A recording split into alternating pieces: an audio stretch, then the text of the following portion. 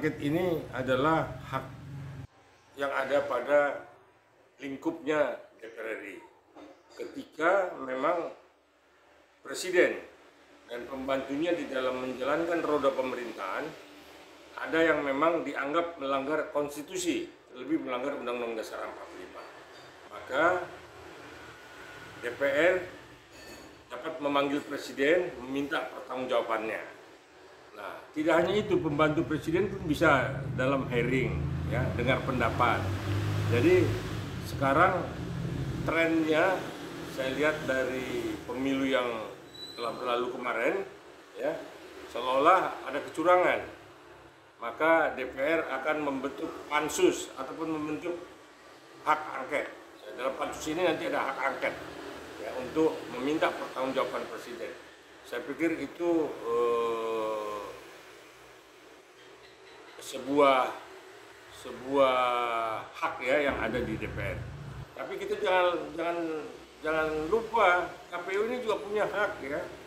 KPU ini mempunyai hak penuh, ya, untuk menjalankan pemilihan umum. Namanya pun Komisi Pemilihan Umum, ya. Nah, jadi antara DPR dengan KPU, ya, itu dia mesti berunding dulu, karena kekuasaan penuh untuk pilpres kemarin itu ataupun pemilu ada pada KPU. Nah, di dalam tata negara kita mempunyai apa yang dinamakan trias politika, legislatif, ya, eksekutif, dan yudikatif. Nah, sebenarnya dari ketiga legislatif, eksekutif, yudikatif ini ada lembaga tersendiri, namanya Lembaga Pemilihan Umum. Nah, itulah yang sebenarnya mempunyai kuasa penuh untuk melihat apakah KPU ini berlaku curang. Nah, kalau berlaku curang kan ada Bawaslu, di atas Bawaslu ada DKPP. Nah, jadi saya tidak melihat, ya, relevansinya, ya, DPR ini melakukan hak angket, apalagi isunya memang terus disebarluaskan untuk pemakzulan presiden, untuk pemakzulan Jokowi. Jadi saya pikir itu keliru, ya, keliru. Karena apa? Resikonya ini banyak sekali, ya. Resikonya ini bisa terjadi kekosongan pemerintahan kalau ternyata nanti ada penundaan pemilu atau pemilu diulang kembali, ya. Sedangkan Oktober itu, ya, sudah harus presiden baru dilantik. Jadi tidak ada kekosongan pemerintahan. Kalau terjadi kekosongan pemerintahan ini bisa terjadi makar, bisa terjadi coup d'etat, ya, bisa terjadi kericuhan, ya, seperti 98 tempo hari. 98 aja itu pun masih ada presidennya, ya. Itu bisa seperti itu caosnya. Nah, apalagi kekosongan ketika presiden baru belum dilantik, presiden lama sudah dijatuhkan. Nah, inilah yang memang DPR harus hati-hati, tidak hanya kepentingan partai, kepentingan sekelompok, kepentingan segolongan mau memakzulkan Jokowi. Karena rakyat sendiri di bawah adem. Ini karena saya lihat memang ada tukang kipasnya, ya, ada beberapa kelompok besar yang tidak puas dengan hasil pemilu. Kan pada sarananya ada, kalau tidak puas dengan hasil pemilu, silakan ditun. PT Tun kan ada, atau MK. MK kan dibentuk untuk memang, ya, mengadili ketidakpuasan dari hasil-hasil pemilu. Salah satunya, ya, ketika memang pemilu dianggap melanggar undang-undang yang sudah ditetapkan, misalnya Undang-Undang Dasar 45, Undang-Undang KPU, Undang-Undang apa yang mengatur itu. Nah, ketika ini memang partai ataupun golongan tidak puas dengan hasil pemilu, sarana MK kita pakai dong. Sarana Tun juga ada, ya, yudikatif, ya. Jadi tidak ujuk-ujuk mau memakzulkan Jokowi dengan hak angket. Nah, ini yang memang, nah, itu pun juga belum tentu bisa, ya, karena masih berhitung suara di legislatif, ya, suara di DPR berapa. Saya udah hitung-hitung itu kayaknya masih kurang quorum ya. Nah, kalau kurang quorum saya pikir nggak sah ya. Nah, itulah yang memang ya, kita kembali lagi, jangan kita hanya kepentingan kelompok, kepentingan partai. Kita harus merusak tatanan negara ini.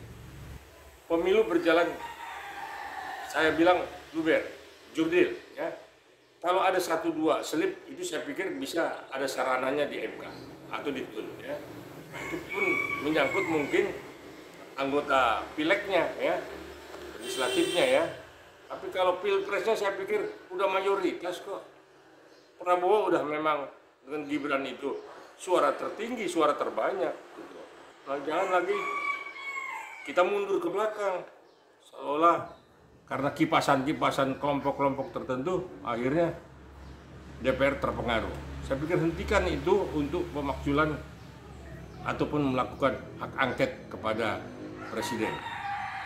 Ya itu tadi saya bilang, jadi karena tidak puas dengan hasil pemilu, karena begini, ketidakpuasannya itu dilihat di legislatif kok salah satu partai itu tertinggi ya, sedangkan di urutan keberapa itu ya presiden lain terpilih. Jadi bukannya paslonnya dia terpilih dengan suara terbanyak, malah paslon, saya bilang lah paslon 2 jadi terpilih. Jadi kita bedakan orang rakyat memilih pribadi presiden dengan orang yang memilih calonnya, itu mesti beda.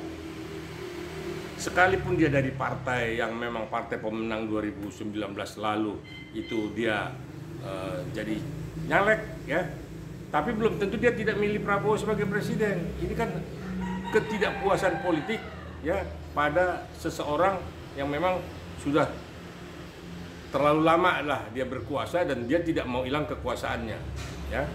Jadi kalau kita lihat memang akhirnya PDIP tidak bisa merebut kursi presiden ya, tapi PDIP kan nanti bisa duduk juga di parlemen sebagai ketua DPR RI ya, karena memang mayoritas.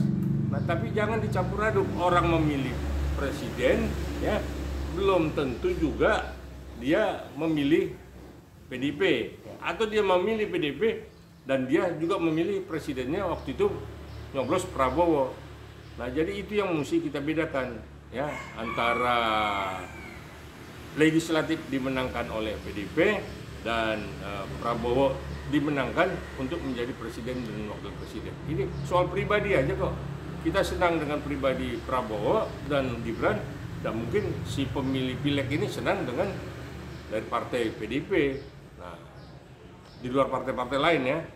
Nah, jadi saya minta Senayan untuk hentikan rencana itu ya, agar memang tidak merugikan bangsa ini. Bangsa ini sudah kompak, sudah solid ya, jangan dipecah belah lagi. Karena makin hari, makin tahun, makin ke depan ini, kalau kita terus begini, kita kan mau meraih Indonesia Emas 2045. Nah, kalau kita ganggu dengan perjalanan untuk 5 tahun ke depan ini, saya pikir sayang sekali. Jadi biarkanlah hasil pemilu itu ya, yang nanti tanggal 20 Maret ya, 20 Maret itu akan disahkan ya, akan ditetapkan siapa pemenangnya. Tapi yang jelas saya sudah berani bilang Prabowo dan Gibran adalah presiden dan wakil presiden. Itulah yang bisa saya sampaikan terkait dengan hak angket. Jadi hak angket itu dihentikan, pakailah sarana MK atau sarana TUN untuk memprotes ketidakpuasan Anda di dalam hasil hitungan yang kemarin. Jadi gini, kita masyarakat semua mesti tahu ya, KPU itu mempunyai kekuasaan penuh untuk menyelenggarakan pemilu ya. Nah, ketika tidak puas itu tadi, silakan ada sarana lain lagi. Kan di situ ada Bawaslu, ada DKPP. Kalau tidak puas juga dengan hasil Bawaslu, silakan ke MK atau silakan melalui Pengadilan Tata Usaha Negara atau PT TUN. Jadi tidak ujuk-ujuk mau merusak pemerintahan yang sudah ada, mau memecah belah kesatuan bangsa ya. Jadi mari kita mempercayakan itu kepada KPU. Jadi kalau ada legislatif eksekutif, yudikatif. Ini ada KPU di sini. Jadi ini poros, kalau saya bilang ini poros tersendiri ya. Jadi trias politika ditambah hasil KPU ya. Jadi ini sama kedudukannya ya. Untuk secara sah dan secara penuh kekuasaan dan wewenang itu ada di KPU, tidak ada di Senayan ya. Nah, itulah yang bisa saya sampaikan, bahwa biarlah KPU bekerja sampai nanti dia menetapkan hasil keputusan siapa yang menang, untuk siapa yang dipilih untuk menjadi presiden dan wakil presiden. Saya Muarakarta. Jadi kalau mau cerita kecurangan pemilu dari Orde Baru dulu, 2004, 2009, ya, 2014, 2019, itu sudah ada ya kecurangan-kecurangan dalam pemilihan umum ya. Apalagi sejak 2004 itu pemilihan itu kan sudah pemilihan langsung. Nah, kalau kecurangan-kecurangan itu ada tapi tidak signifikan, saya pikir sah-sah aja. Bagaimana mengontrol ada berapa ribu, berapa puluh ribu tempat TPS ya, keterlambatan pengiriman dari tingkat TPS ke kelurahan, ke kecamatan, ke kabupaten, ke KPU pusat, itu kan semua berjenjang. Jadi ini terlalu banyak orang yang pintar ketika quick count dimainkan. Jadi semua merasa pintar dan semua mempunyai hak untuk menyampaikan itu. Nah, inilah yang membuat rakyat itu bingung yang mana yang sebenarnya. Tetapi kalau secara masif, secara signifikan, udah menang Prabowo, itu sudah terpilih ya dengan jumlah 58% dari hasil pencoblosan Prabowo Gibran. Jadi udah, kalau cerita mundur lagi sejak pemilihan langsung itu, ya itulah ceritanya. Kalau memang kedepannya nanti untuk supaya tidak terjadi hal-hal, dipikirkan lagi seperti apa. Duduk pemerintahan dengan DPR, bagaimana merumuskan, ya, merangkum supaya tidak terjadi misalnya nanti 2029 ada kecurangan. Nah, itu dibicarakan bersama. Ada legislatif, ada yudikatif, ada eksekutif. Nah, jangan KPU yang sudah dibentuk, kan yang bentuk DPR juga sama pemerintah. Jangan sudah dibentuk di obrak-abrik, tidak dipercayai. Jadi percayalah kepada KPU yang sudah bekerja, ya, percaya juga kepada Bawaslu yang sudah mengawasi, percaya juga kepada DKPP. Jadi lembaga-lembaga ini untuk apa dibentuk kalau tidak dipercayai? Nah, kan penyelenggaranya kan KPU. Kita serahkan kepada KPU. Ya, saya pikir yang di Senayan harus pinter ya. Jadi jangan hanya mau kerjanya karena partainya tidak menang, akhirnya mau mencoba menjatuhkan presiden. Oke, terima kasih.